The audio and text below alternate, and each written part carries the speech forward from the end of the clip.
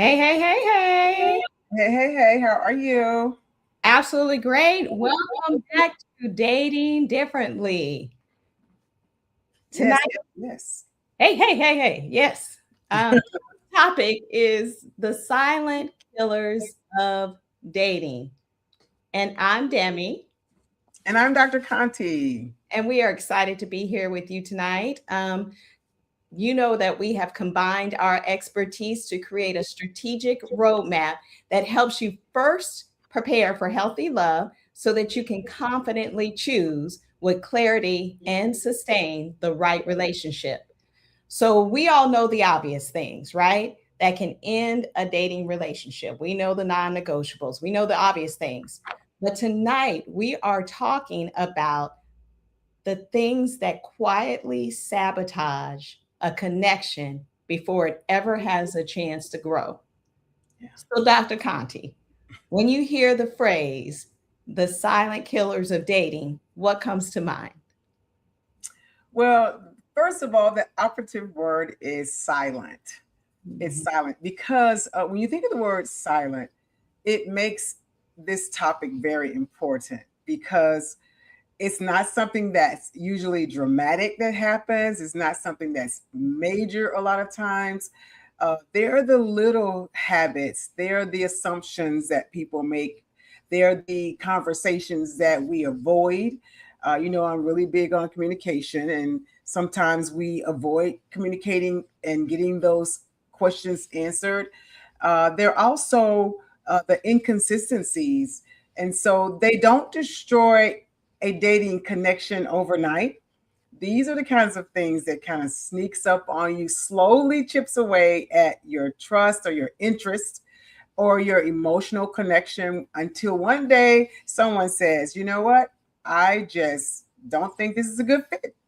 Or scarier than that, they just decide, you know what? I don't think this is going to work and don't even tell you. This is how a lot of people get ghosted. And the scary part is that most people never realize what's actually happening. And most dating connections don't die from the big explosions. They slowly fade away from a series of small things that were just never addressed. Yeah. You know, when we thought about the topic, um, I always have examples, right? The first thing I thought about was mixed signals. And I know we talked about it. And I said that it was more than someone saying one thing and doing another. Right. It was when their actions create interest, but their behavior created uncertainty. And I Mhm. know you asked me, you were like, okay, explain that, right? And I thought about an example that I had because I remember before 22, went on a meet and greet, had a really nice time with someone. And one of the things he did, he called me every morning. He, talked through the day, called me every evening, talked about things to do and get together after we met each time. But every time his behavior made me feel uncertain. Mhm. And for example, I think I told you we went to I don't want to say a club, but like a jazz club. Mhm. And he was sitting with his hands like tucked between his legs and sat real stiff, like, please don't touch me. It was really odd. And I remember walking out of the club and they were taking pictures so that they could put it on social media. And he was real quick to say, we're not a couple. We're not a couple. We're just friends. And I know I'm going to tell my age now, but back in the day when you take that club pose and you Right. that's what he did. And I was standing there like, now again, we shouldn't have been booed up, but it was odd. It was like, someone asking, are you sure you like me? Do you Right. need to see something here? Are you sure You I'm asking me out, but you don't want to take pictures with me. right? It was so weird. And I remember saying to him, even though he was cool as hell, I mean, cool as the other side of the pillow, right? That you don't like me like that. And I Right. was looking for a friend. Right. So, that was one of the things that those mixed signals Yeah. that happens. Yeah. I remember you coming saying, you like, Conte, I don't think he likes me like that. Like, he keeps asking me out, but something about it is like when we're out, we're like partners or something. Right. I don't know if you remember, I said he kissed me on my forehead. I was like, you kiss little sisters and puppies on their forehead. What is happening? Well, it was the way he kissed you on your forehead. A forehead kiss can be very endearing, but it was the way he kissed you on your forehead. Good night. See you later. I mean, oh, welcome everybody. I like to see people in the chat. Good to see everyone over there. I see Mimi and Shepherd, and please, if you're watching, let us know that you're watching. Say hello.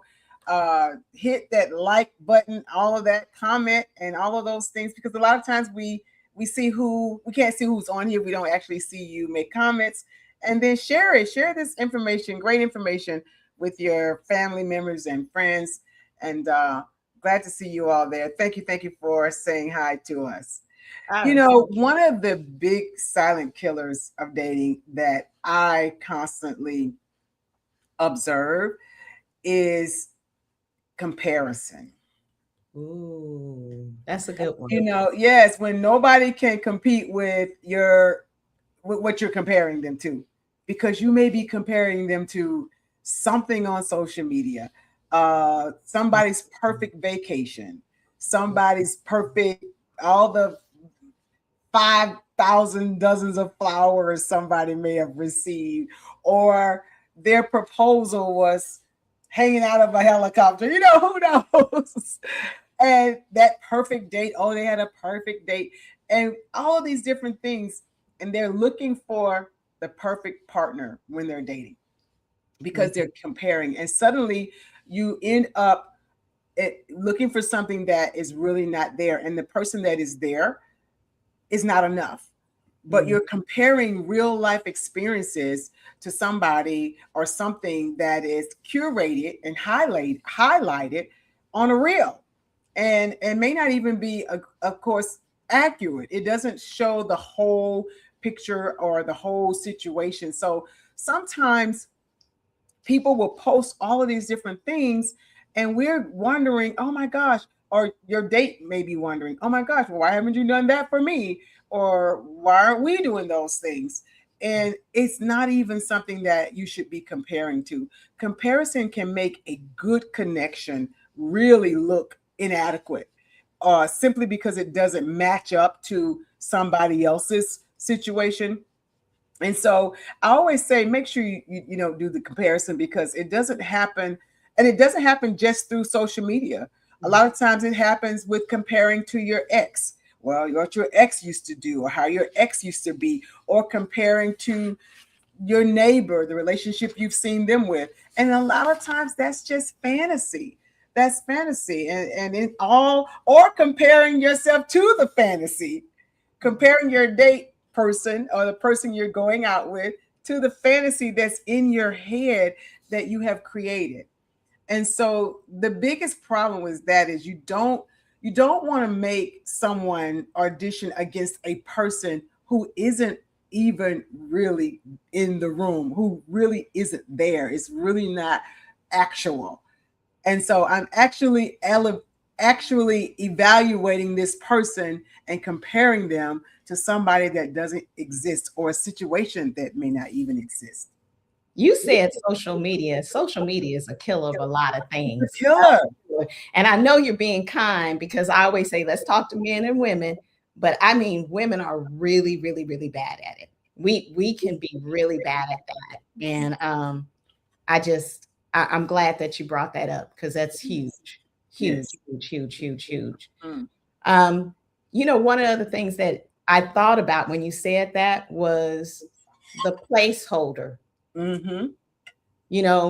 I think I always say, if you've ever lost something, then found it, would you keep looking for it? We talk all the time about you having I like that. That's good. Very valuable, right? Doing all the things that you would like them to do, but you're not really interested in a person, but you're not letting them go either. They might be kind. They might treat you well. Maybe you're lonely. Maybe they're giving you that attention, but just because it's, it's not the right person, but the right person for right now. And I would say that kills it, Yeah. because we should man up or woman up. We should be man enough to just say, you know what, as nice as you are, as kind as you are, I, I'm just not feeling it. Yeah.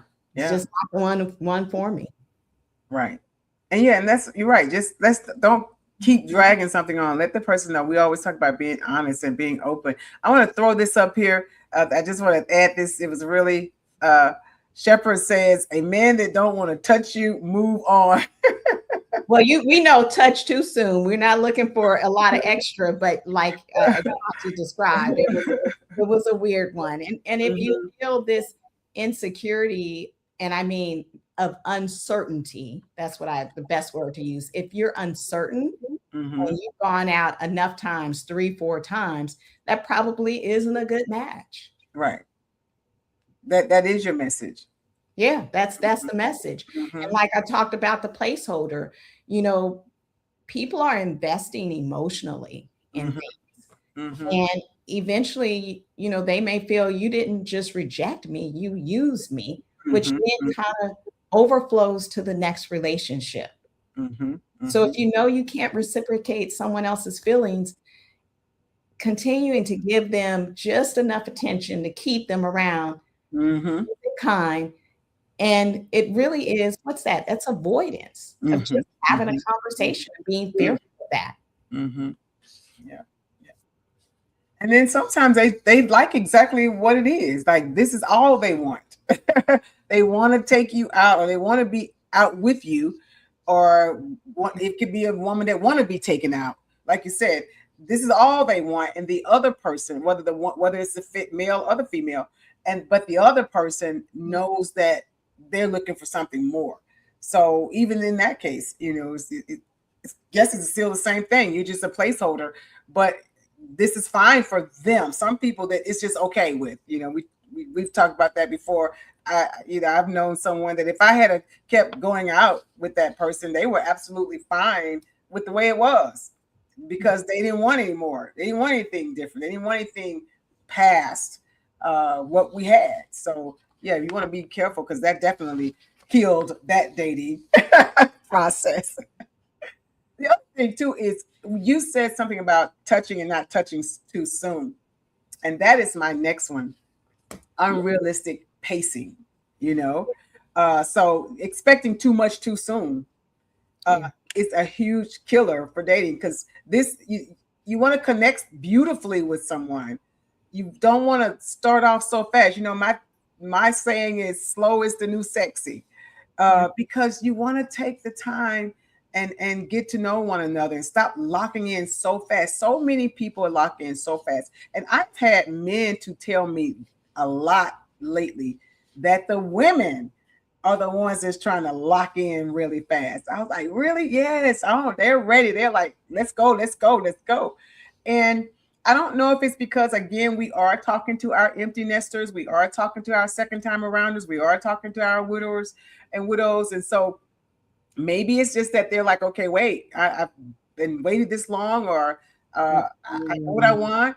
But you want to still make sure that you don't lock in so quickly. You've been dating 3 weeks and you already evaluating them like they've been your partner for 3 years.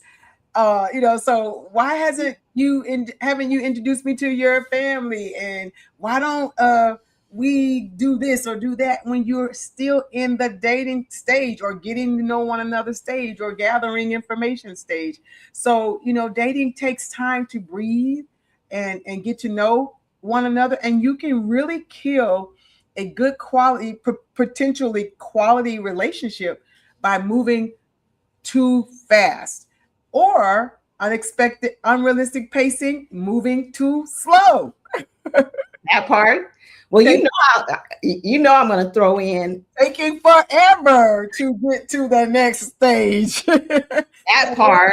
Now, like, wait a minute. We've been doing this for a long time, and some people will date forever to get. Then that should kill the dating relationship too, because you want to make sure that you're not You're not demanding too much on a relationship very quickly, and then you're not tarrying, as my grandmother used to say, tarrying around with somebody who's, thinking this is gonna be to 20 years from now. We're gonna still be dating.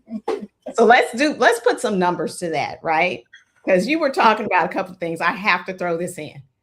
If you're, about 90 days in, 60, 90 days, you should be talking about exclusivity, right? And if you're 3 weeks, 1 week in, and they're trying to push that physical part too soon, my thing is they trying to lock you in because there's nothing more about them. They give you the whole female or male. Right. Yeah. Absolutely. Let me lock you down. Let me show you the best of what I have, so you'll be ready and take me. And then once you kind of get that physical part in there and you start that a little too soon, you'll miss all of the other bad qualities that I have. Right. Mm-hmm. Yeah. So very good point. I think I think part of what I was talking about, even when I said a placeholder, it is being too nice to tell the truth. We talked before about the difference between being kind and being nice. Yes. But not being able to say, I don't think we're a romantic fit. And people really kind of let things drag on because they're unsure of that. And I told you one instance, but I had another instance that said, I just said, I don't think you like me like that. And they were shocked that I was able to say that. I mean, if a person likes you or not. Just moving along on in it. And maybe people do it because they haven't had any likes or matches in a while. And so they just kind of want to hang around with someone. And then I want to say this, the opposite to that too, Demi. You can feel like, oh, you are such a romantic fit.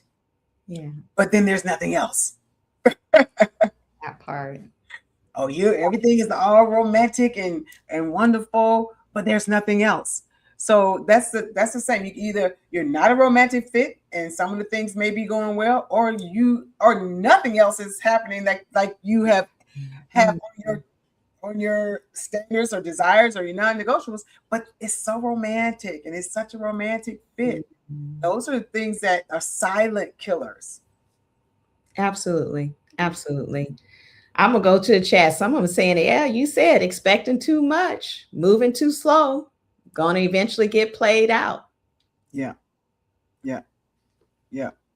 Absolutely. How funny. And Shepard said, I kissed a lady on the top of her head once and she never talked to me again. Exactly.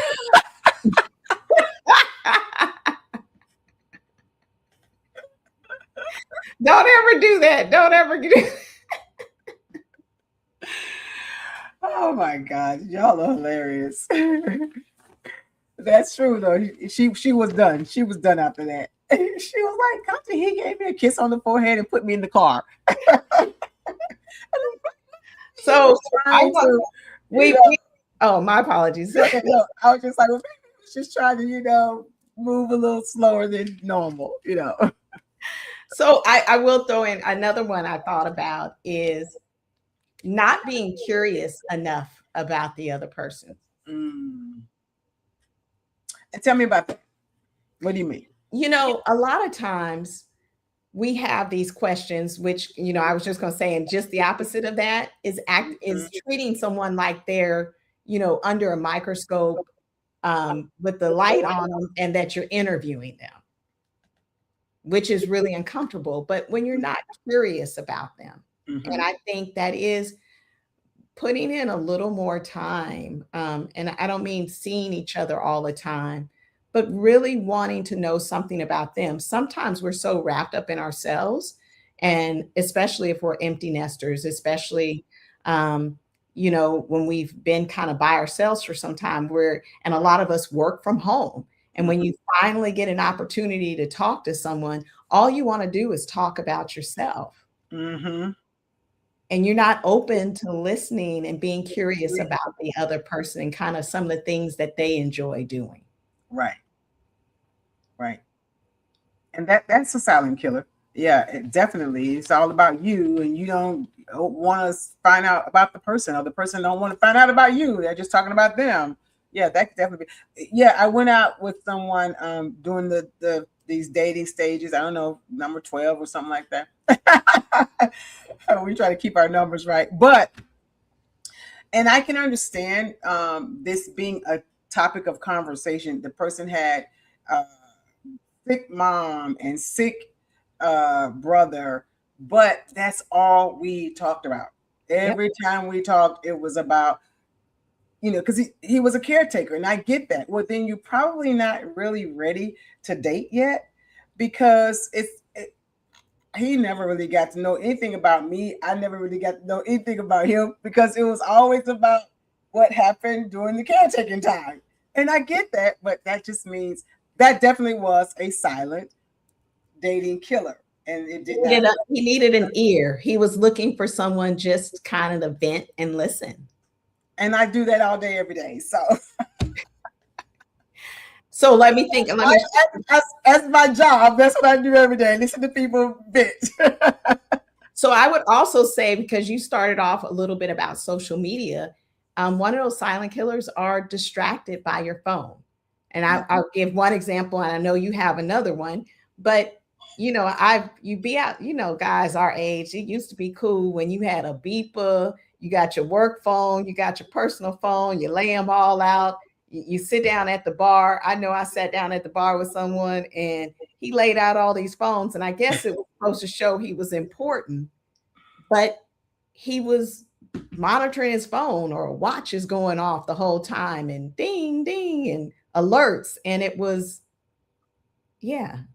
Well, let me say this. I think last week we talked about those things that, that comes kind of with the territory. those things that are luggage instead of baggage. Well, that might be one of my luggages, because of the business that I'm in. I'm saying this just in case, number right now is listening, because I'm constantly having that phone. But it's because I have a lot of crisis things going on with clients. And so sometimes, Demi, it is actually literally legit. We're going to agree on that one. Because if I go out with you the first time and you got all that laid out, you constantly looking at your phone. It was terrible. The first time I had a client that was escaping a huge situation. So it was Sarah. I had to apologize. It was bad. Also, let me say this. Let me add this one up here. Tanya says, I'm in the travel industry, and men ask me about free travel for themselves very quickly. Definitely a dating killer. Buddy pass, please. Do you know my middle name? Do you know my favorite color? Look, you haven't earned any access to me, let alone my travel benefits. Yeah, I need my no button. But that's another thing too. That would be definitely a silent killer. Somebody that's trying to capitalize on something that you may bring to the table. Yeah. And they haven't even, like you said, invested communicating with you, or time with you, or getting to know you. So that's a good one. That's absolutely a silent dating killer. So let me share one, and I know you can relate and talk about this just probably through clients and coaching. We can. When you are focusing so much on whether they like you, that you forget to ask yourself whether you like them. Yeah. Good one, Demi. Good one. Mm-hmm. Yeah. Do you like them? Yeah. Exactly. That's a great one. That's a silent killer. And when you talk about focusing on do they like you, or if you like them, a lot of times, definitely I see this in clientele. Mm-hmm. You are overanalyzing so much that you miss the things that you do like.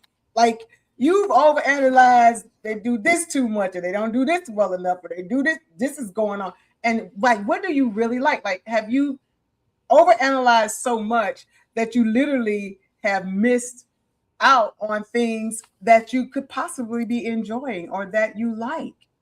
Sometimes we want to make sure that we're not just over constantly analyzing the person and you're not getting to know all the wonderful parts of the person. I appreciate that because I was going to say when you don't give the other person room to just be themselves. Yep. Absolutely. Absolutely. Yeah. That's good. That's good. Yeah. And And so, any questions out there? I actually had some questions, and y'all have to excuse me because I didn't print them out. Demi, do you have any? oh, go on, because I was going to say one last quick crazy story, if I may. Go ahead, because I didn't print the questions out. I thought I did. I'm looking for them. So for those who wrote me those questions, who wrote us those questions, we may get to them next week. But if you have some, please pop it in. Somebody, let me say what Tremaine says. One phone, maybe two phones max. More than that is too much for me. They don't have time for me. That's right. That's right. That's absolutely right. Well, it's only one phone on mine. You got one phone. I got one phone. And let's just add this in. If you talking about your ex the whole time, oh God, killer. I have to remember going out on one of the first dates, you know, in the beginning. And for an hour and a half, we stood in the parking lot after brunch or lunch, and he talked about his ex-wife. Constantly. I mean, period. No, for an hour and a half. Oh my God. Oh, excuse me. No. Oh my goodness. He was not over his ex-wife. And then he said, this is our 10-year divorce anniversary coming up. Oh my God. They've been divorced 10 years and she still gets an hour and a half his time. That poor lady messed him up. That poor man was messed up. Like, you ain't trying to be on no date with me. 10 years later. Definitely a silent killer. So we have to look at these things, you know, because sometimes we're looking for the red flags. We're looking for the deal breakers. You know, this is a deal breaker. Yeah. Well, I don't see no deal breakers. I don't see no red flags. But there are other small things that really, really over time will be like, oh my gosh, I can't do this. Or I need to say something about this. Or all of a sudden it hits you like, this is something that bothers me because you didn't address it or you just kept letting it quietly go over or under the table. You know, we always say, really the goal of the first date isn't to decide if that's your person. Not the first, second, third, fourth, okay? It's really to decide if there's enough connection to have a second conversation. You know, I say this all the time. 22 and I always said this to each other in the beginning, you know, do I like you enough that I want to talk to you tomorrow? Right. And then tomorrow, when you talk to him tomorrow, do I like you enough that I want to talk to you tomorrow again? Yeah, you know, right. or more. I want to know more about you. One day at a time. Mm-hmm. One day at a time. And that's really what it's all about. Do I want to know more about you the next day? Yeah. Dr. Smith says also waiting for something bad to happen because of past hurts. You fail to enjoy the good. That is a silent killer. That's right. You know, sometimes our nervous system will say, this is too good to be true. Or, okay, what's next? Or, okay, when is the ball going to drop? And you're waiting on the ball to drop, and then you miss out on the ride, so to speak. You know, thinking about what about the destination not working, and then you miss the ride of the destination. So good point. Yeah. So did you have any other questions for us? I do not. I just want you all to ask yourself, you know, am I guilty of some of these things that we just discussed? Because we often talk about gathering information from others And a Mhm. lot of times we need to gather information about ourselves because we're all in this dating thing. We're all in this dating thing. And so, what am I? Am I doing some of these dating killers? Is it something that Demi and Dr. Conti said that I'm actually guilty of? And if so, you know, as the old folks say, when you know better, you do better. Yeah. Yeah. And if this conversation spoke to you, be sure to follow and join the Dating Differently Facebook page, subscribe to our YouTube page, and follow both of us on our social media platforms. And join us next week. We're going to have a great episode for you to hear then. Yes. As we continue to really give strategies to date with clarity, move with intention, choose with confidence, and we look forward to continuing to help you love intentionally, heal completely, Yes. and date Date differently. differently. Good night, everybody. You all have a blessed and phenomenal rest of the week. See you next week with all your friends. Bye.